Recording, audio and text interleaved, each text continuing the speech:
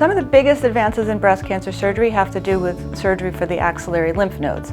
So the axillary lymph nodes, or lymph nodes in the underarm, are the first place that a cancer will go to if it's going to spread outside of the breast. And to this point in time, none of our imaging studies are as accurate as we need to be in order to detect spread, so we still need to do surgery. And the biggest complication, the most dreaded complication from lymph node surgery is lymphedema, or arm swelling, that can be permanent.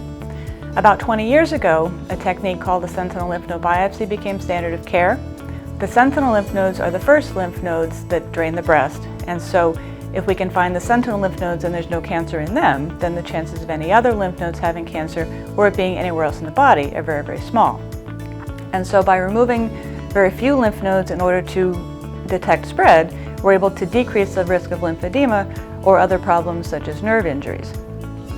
But over the last several years, we've been able to increase the number of patients who are also candidates for this less invasive surgery, particularly patients who are going to be treated with chemotherapy prior to surgery.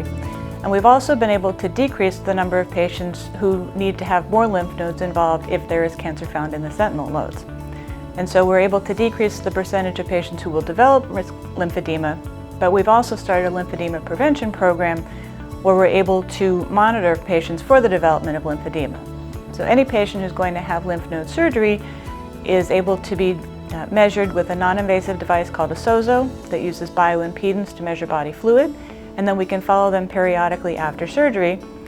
The idea being that this machine can detect very small increases in body fluid, maybe before there's even swelling or any other symptoms, and then they can be evaluated by our lymphedema therapists and avoid the progression to chronic lymphedema.